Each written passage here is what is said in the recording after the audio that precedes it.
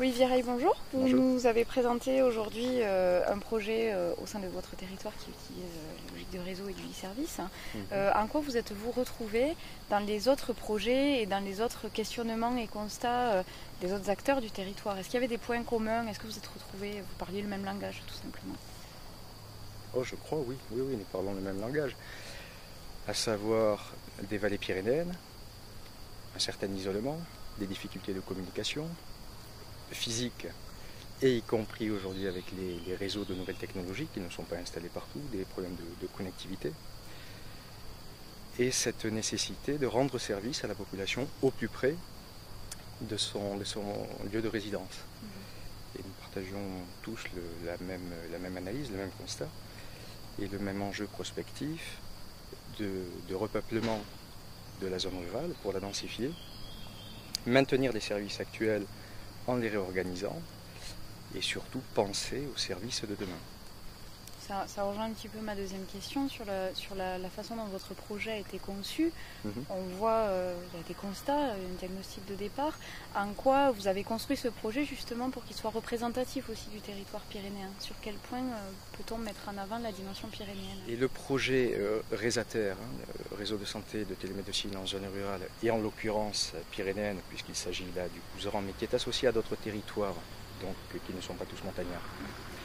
Mais je crois que ce projet est représentatif des enjeux des Pyrénées globalement, puisque la télémédecine ou la télésanté, qui associe les acteurs médicaux, les acteurs paramédicaux, les acteurs sociaux, est un sujet important dans un massif vieillissant, isolé.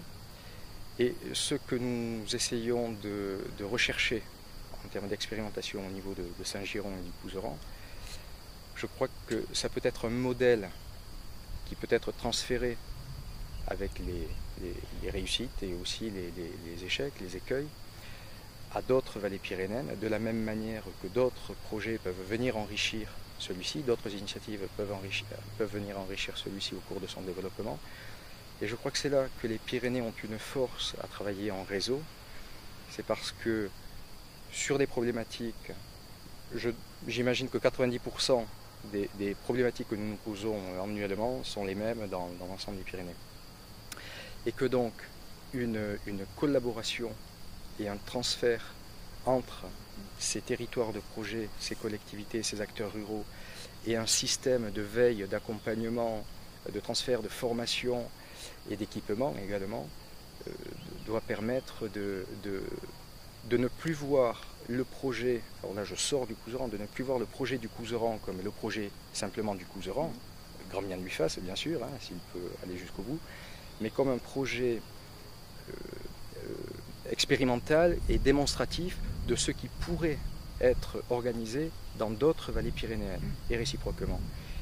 Et je pense que là, il y a vraiment les moyens d'envisager l'avenir d'une manière peut-être plus approfondie au niveau de la politique montagne pyrénéenne, y compris avec un versant nord et un versant sud, où là aussi il y a les Interreg nous a permis de faire un certain nombre d'opérations globalement à l'échelle pyrénéenne, mais il y a là aussi un intérêt fort à penser les services avec des acteurs des deux côtés de la frontière. Donc on touche peut-être à la troisième question sur les aspects valorisables de votre projet. Vous avez parlé de la question de l'attractivité, de la professionnalisation, de la revitalisation aussi du territoire. À quels autres points positifs ou en tout cas leviers, quels sont les autres leviers sur lesquels vous vous appuyez aussi par rapport à ce projet pour le rendre valorisable et puis mettre en avant aussi une façon de promouvoir des bonnes pratiques dans la façon de travailler en réseau et dans la façon d'organiser un territoire. Bien sûr, sur les bassins de vie, les bassins d'emploi, l'organisation est fondamentale, surtout lorsqu'il y a peu d'acteurs, compte tenu de la densité de population des vallées pyrénéennes. Donc l'organisation est vraiment le fondement d'un renouveau dans les pratiques et toujours avec le souci de rendre un meilleur service à la population et de garantir à la population urbaine qui souhaiterait réinvestir la zone rurale, et notamment la zone pyrénéenne, que le service est garanti, alors peut-être pas autant qu'en zone dense urbaine, mais enfin avec un minimum en deçà duquel nous ne descendons pas, et qui fait appel à de la solidarité territoriale.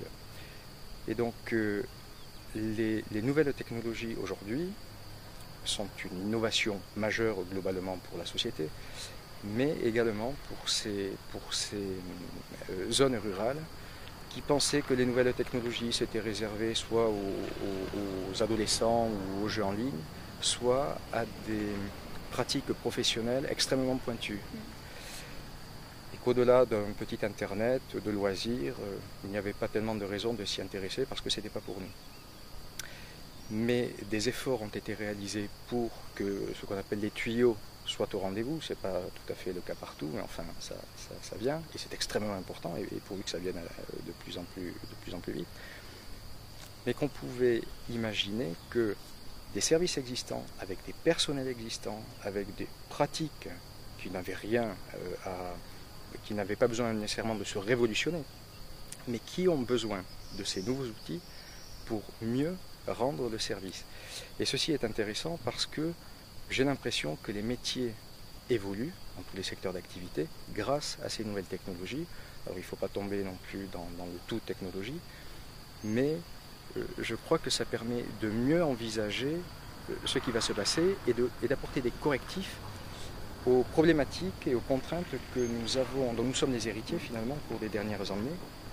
Les nouvelles technologies, si elles sont bien utilisées et pas dévoyées, les nouvelles technologies ne servent pas à remplacer les personnes qui sont là, bien évidemment, mais elles servent à sécuriser et à renforcer un système, sécuriser au sens stabilisé, et à renforcer un système et finalement à envisager l'avenir.